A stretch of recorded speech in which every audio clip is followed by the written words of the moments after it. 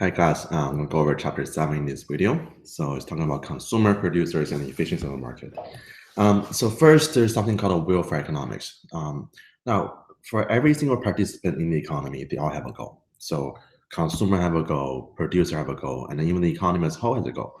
Now, if you think about it, if you're a consumer, what is your goal, right? Is to buy whatever you want to buy, and then basically make yourself happy. And then for producers, their goal is to make the most profit as possible. So all this, we can call this the wheel for economics. So basically study how the allocation of resource affect the economic well-being. So how much is the consumer better off when they engage in transaction, and how much are the producer better off when they're engaged in transaction. So first, let's look at consumers. So for consumers, we need to know something called the willingness to pay. So how much is the maximum price the consumers are willing to pay for this good? So imagine you go to a store, you want to buy, let's say, a bottle of water. The maximum price you need to pay, so let's say $5. So if it's more than $5, you wouldn't buy this. But if it's less than $5, you buy this good. That's called the willingness to pay. And then we also have something called a consumer surplus. So consumer surplus is the amount the consumers are willing to pay for the good minus the amount the consumer actually pay for the good. That's called a consumer surplus. You can also think consumer surplus as the saving consumer have from buying the good. Now, remember, you can only have saving when you actually buy this good. When you don't buy this good, you don't save any money. So this can also equate to this happiness measurement for consumers. So the more money we save when we buy this good, the more happy we become, which is called the consumer surplus. So the formula for it is the willingness to pay minus the price of the good, and that is your consumer surplus. Okay. So let's suppose we have 4 buyers here. So we have Taylor. She's willing to pay for this good. She willing to pay $100. Carrie willing to pay 80. Rihanna willing to pay 70, and then Gaga willing to pay 50. Okay, so 4 different consumers, different willingness to pay. Now the reason why they're different, that depends on personal preference. Some people like this good more, then they're going to pay more for this good. But if some people like this good less, they will need to pay less for this good. So I mean, since you probably noticed, this is all 4 singers over here. So let's suppose there is a concert for Lady Gaga. Now, if you're a big fan of Lady Gaga, you're gonna pay $200, $300, $500 for a concert ticket. Now, me over here, I don't care that much about Lady Gaga.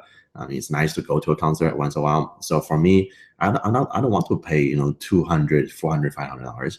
For me, I'm maybe just want to pay $50 for a concert ticket. So different preference for different people, then difference needs to pay. Okay.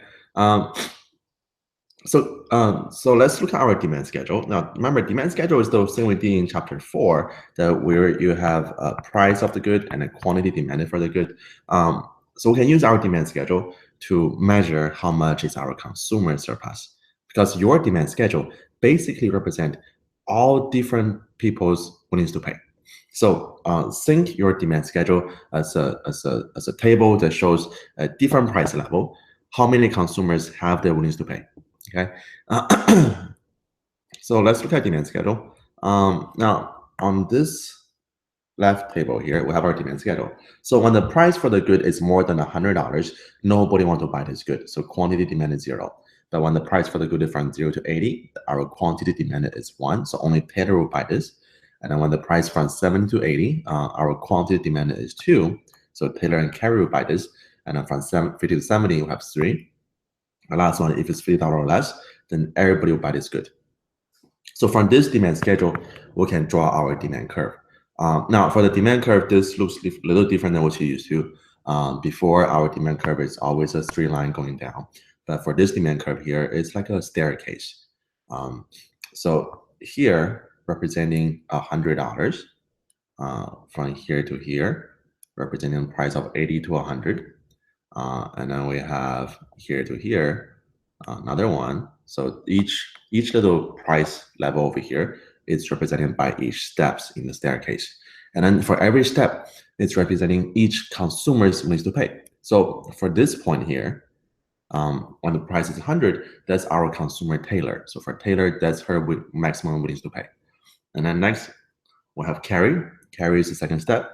And then third step is Rihanna. And last step is Gaga. So every single step here representing each consumer's willing to pay. Okay. Now you're gonna see this type of demand curve on your chapter 7 quiz, and you might see this on the test again. So make sure you know how this works. All right, so let's find out how much is our consumer surplus. Now, one thing you can remember for consumer surplus is the consumer surplus, the area below the demand curve above the price line.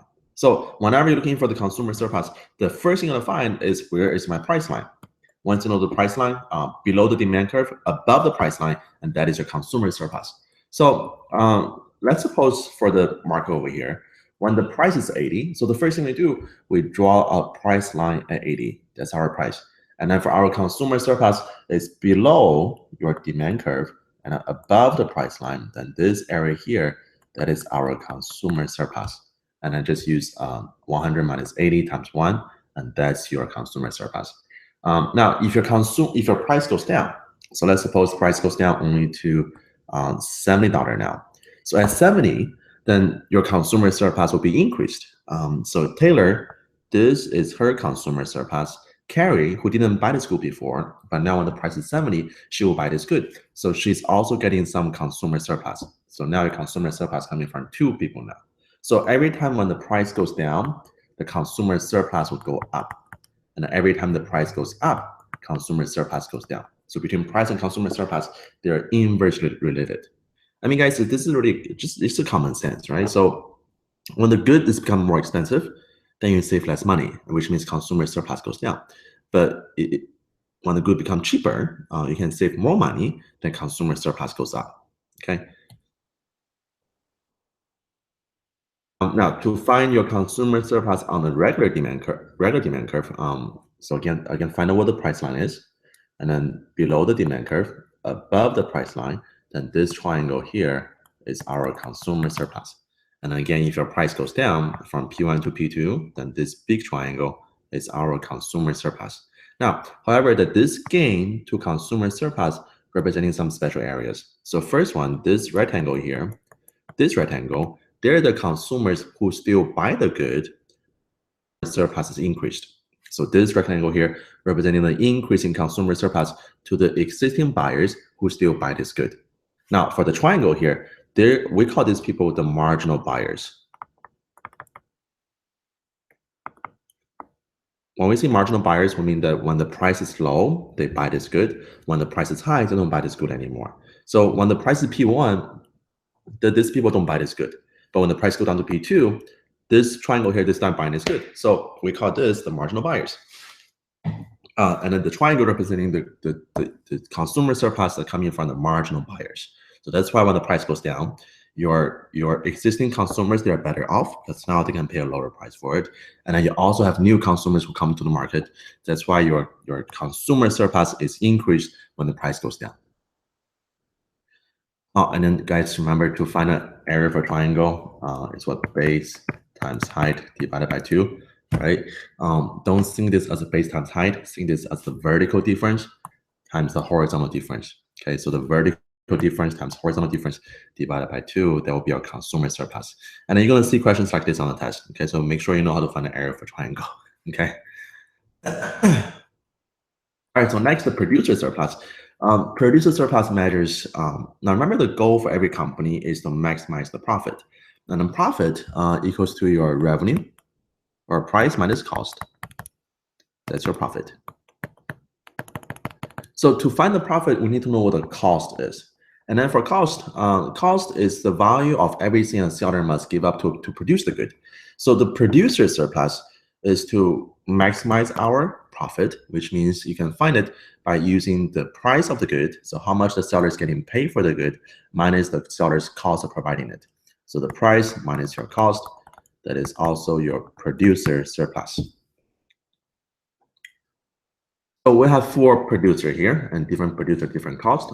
Vincent, it will cost him $900 to produce this good. Claude will cost him $800. Pablo cost him $600, and then Andy will cost him $500.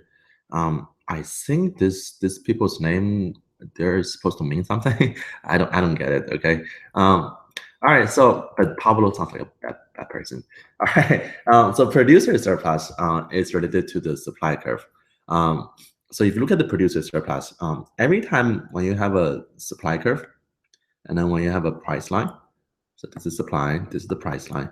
Your producer surplus is below the price line, above the supply curve. So this triangle here, that is your producer surplus. Okay, so we can draw that. We can find it on the graph here. Now again, your supply curve, not the demand curve, is a representation of different consumers' willingness to pay. The supply curve is a representation of different consumers' cost.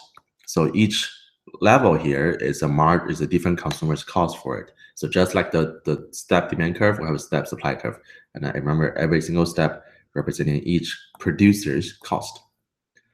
So to find our producer surplus, so remember this is key.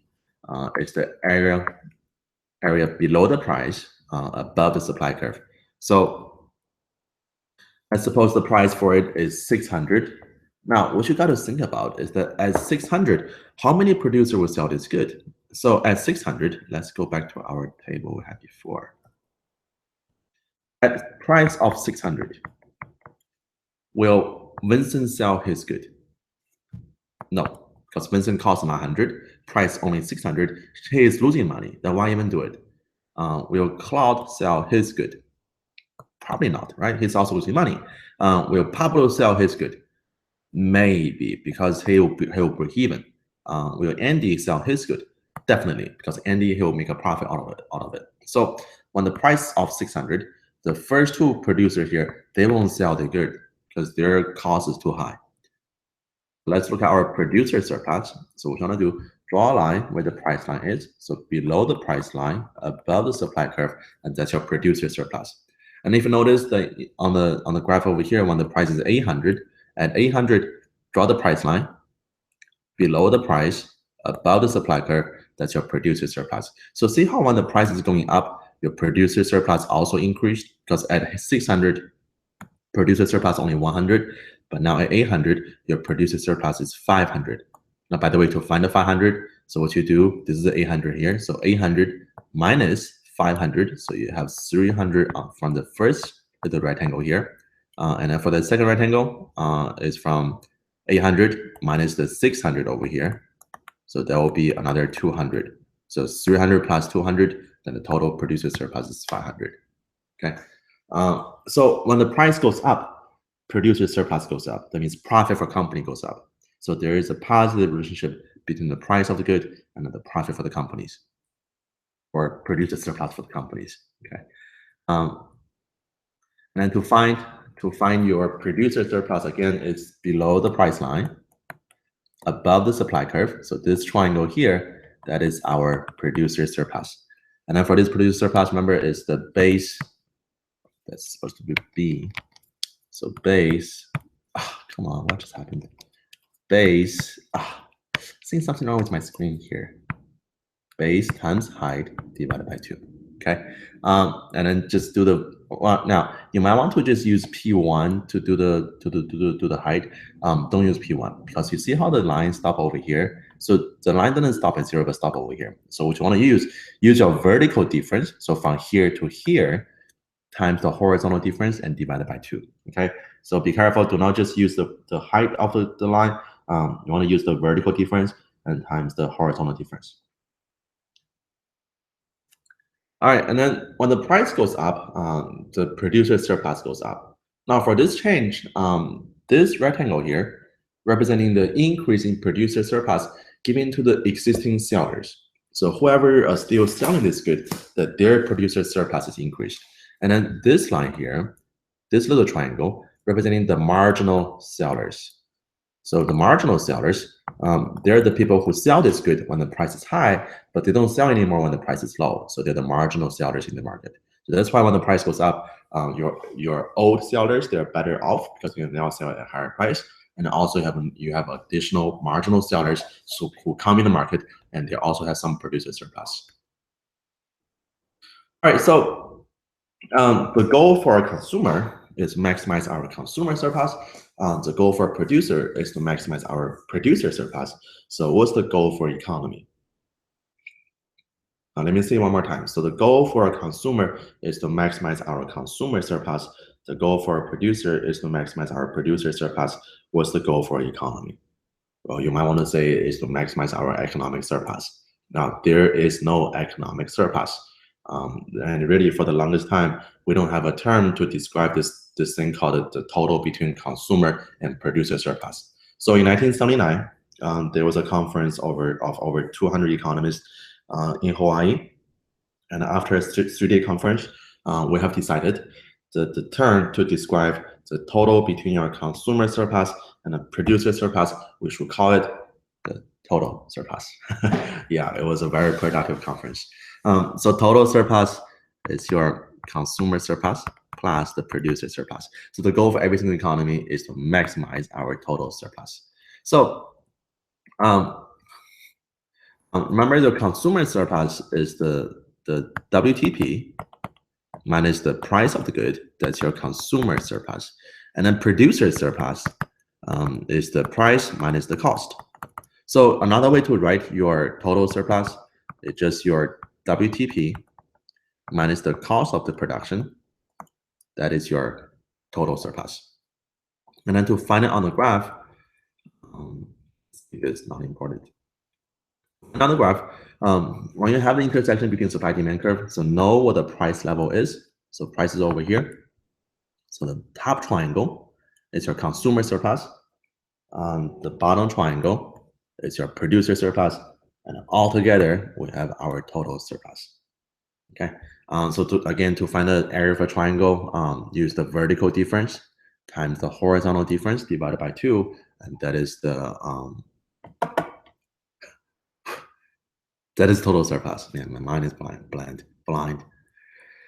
Okay, I think that's it for this chapter. Okay, so guys, have any question? Send me an email, let me know, and I'll be more than happy to help you. Okay, guys, good luck, and I will see you for chapter 8. Bye.